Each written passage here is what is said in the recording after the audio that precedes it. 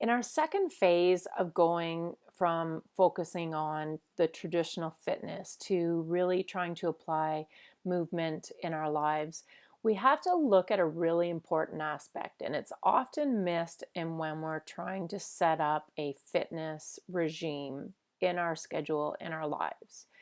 And that is simply this. Every time we are exposed to stress, now for many of us, that's all day long, every day. There is definitely a chronic stress issue in our society right now.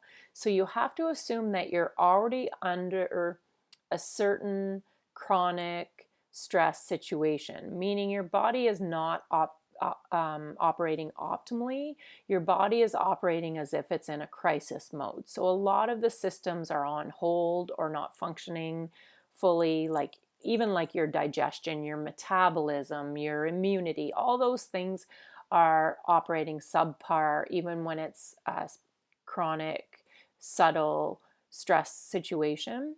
But especially when we're exposed to any amount of added stress, in addition to the chronic situation that we're all more or less living in right now, your body tells itself that this energy is not going to last. Like the reserves that your body has right now, energy wise, potentially could be depleted.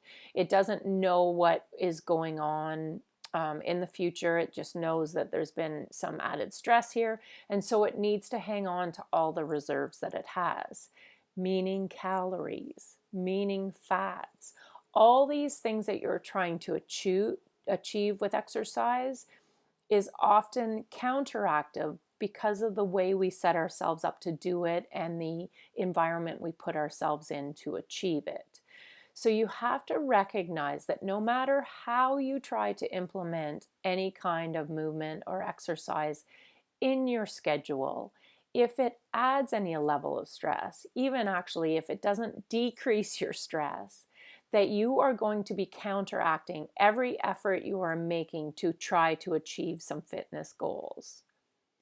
I know personally for women especially that any amount that's added to this, a lot of our weight issues, a lot of our energy issues are hormone related. And when we add stress, when we're exposed to even regular small amounts of stress, our hormones become greatly unbalanced. And so the more we add that, we're just increasing the imbalance. And that's why many times you can feel like you're doing everything right fitness wise. You're going to the gym, you're going there regularly, and it's almost like it's making the situation worse. There's part of the problem. You're creating a further imbalance that may have actually caused the situation in the first place. So anytime that the regime we're trying to adopt is adding stress, we are actually adding to the problem potentially long term. And like I said, your body can adapt for short term when it's exposed to stress. And that's why sometimes you'll see some short, little, quick results, but then nothing will happen or it will seem like you're actually going backwards. This is what's happening. This is a big part of why people don't long term get to where they're going and often give it up. So we're going to avoid all that. And there's a few things we can do to start with that. And it doesn't mean, so say you're someone who enjoys going to the gym, but you find it really hard to find the time to do it. So you're recognizing now as I'm talking that maybe that stress to get to the gym or the stress being at the gym and allowing so much time for it, or the stress you have when you get home and you're behind schedule for the evening, that maybe that isn't working for you. It doesn't mean that you have to give that up altogether, but we're going to show you how to get your body to adapt to that so that when you do go to the gym, it's actually something you really enjoy, that you know you're going on the day that you can allow it more than the others, but you don't lose anything in between. So this isn't to say that anything you want to do right now, even if it causes you a little bit of stress, it has to be thrown out the window. That's not what we're saying. We're just going to back up a little bit and we're going to rebuild that our whole body's adaptation to what it is we want to do, and then your body's going to adjust to it and be able to only take benefit from it instead of almost working against itself. So I suggest this: you have to allow 2 minutes a day. And I know I mentioned this before, and it seems very insignificant for what you're trying to achieve, but you're teaching your body something. You're teaching it a few things, actually. You're trying to get it to create time in your schedule. And I think we've all realized that time is not our issue for being fit like we used to think it was. It's not a matter of time and trying to get our body to move every day. It's a matter of building a habit, letting our body adjust, and progressing from there. So that's why you want to allow 2 minutes. 2 minutes every day. And so you really have to think this one through, because a lot of people, I will tell you, the majority of people find this most effective if it's early in the day. And there's some obvious reasons for that. But one of the most significant reasons is exactly what we've been talking about. Imagine how, when you say, oh, when I get home from work or later in the evening, I'll do my workout. You think about it all day long. And you're like, I'm going to do it. You're kind of doing a mind game where I'm definitely going to do it. I feel pumped up to do it. And then you sort of hit lunchtime or sometime in the afternoon. You're like, oh, I'm feeling a little bit more tired than I was earlier, but I'm going to make myself do it. I'm going to make sure that I get there. I'm going to insist that I do this workout when I get home. And as you're driving home, you're kind of thinking, oh, I'm definitely feeling tired out. I've got all these things to do, but no, I'm going to make myself do it. And you get home and then things change and you're just going to do these few things and then you're going to do it. And as the evening goes on, you never get around to do it. You're frustrated with yourself. You talk down to a little bit to yourself, but your body's so tired, you're worn out, and you're caught between, you know what, I really just am tired. I need to rest and relax, to there you go again, you didn't do it. And you played this mind game with yourself all day. And to be honest, it wasn't a very inspiring mind game. We were kind of pushing ourselves, trying to over motivate ourselves to push through and just do it. And we sort of lost the inspiration or the feeling of desire as the day went through.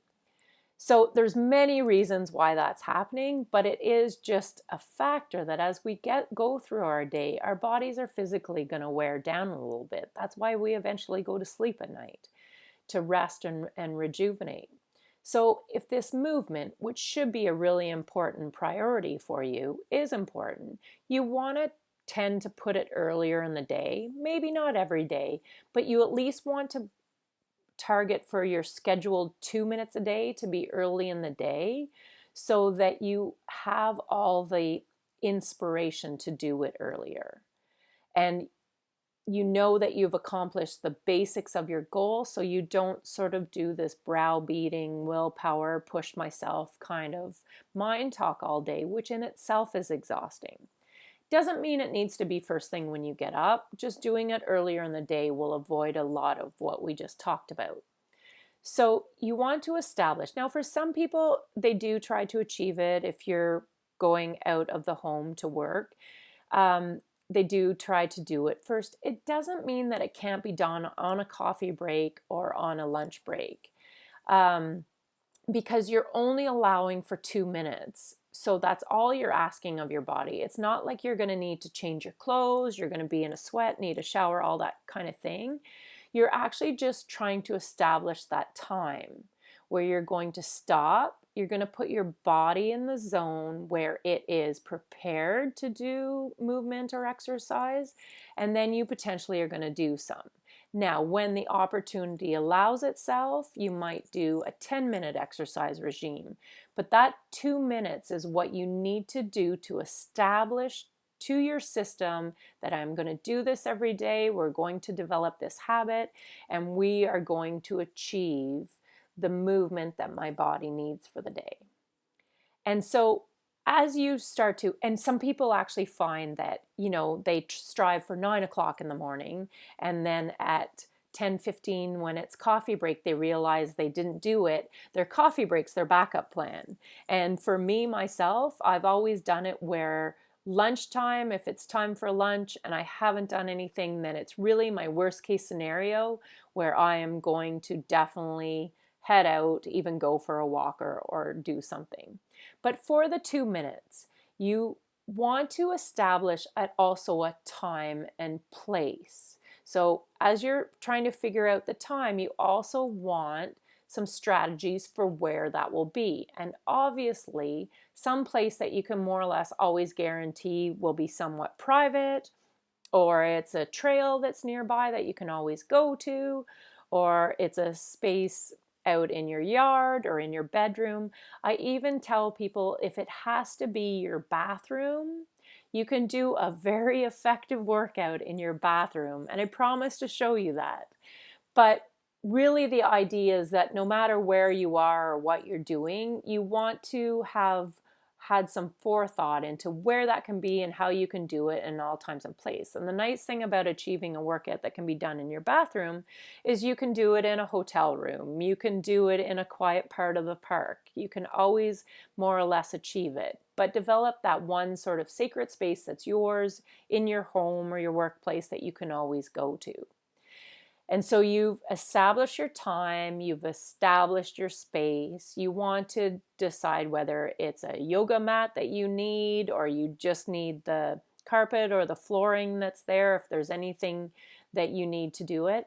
And if all you ever do as you're developing this habit in your life is sit down and breathe for 2 minutes, you are doing more to train your body to accept the exercise that you are going to do in that space than anything else you can do. Because here's what you've done.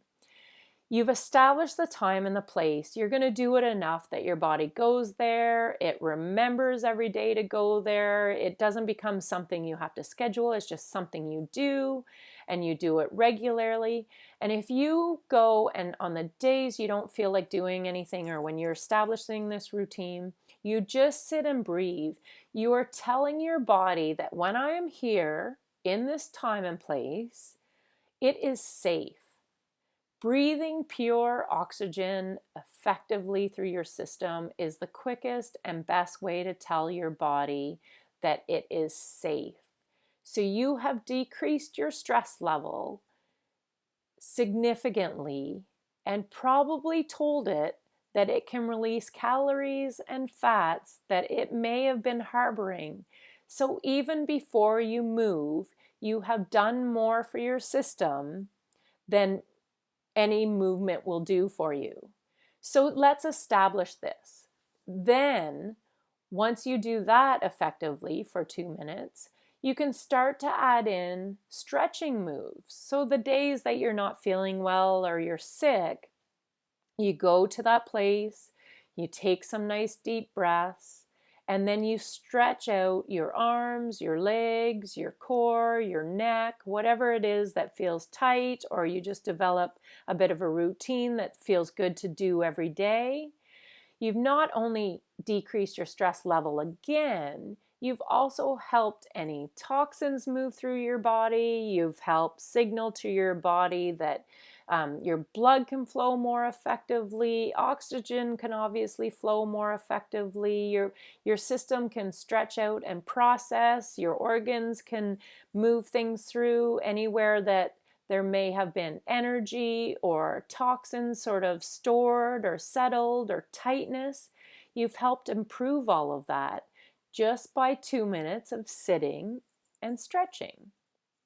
And then from there, we can start to establish more of a more intentional movement, exercise type regime, but you're going to develop it from the same base you've established here, and your body now is going to take it all in. It's going to say, whatever you do here in this time and place is only going to be good for my body. And when you wake up the next day, it's going to look forward to that time and place that you do some really effective things for your health and for your movement.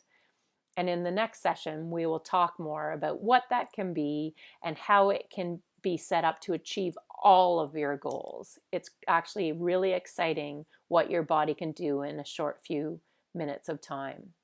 So establish that, work on that, and then we'll take it one step further.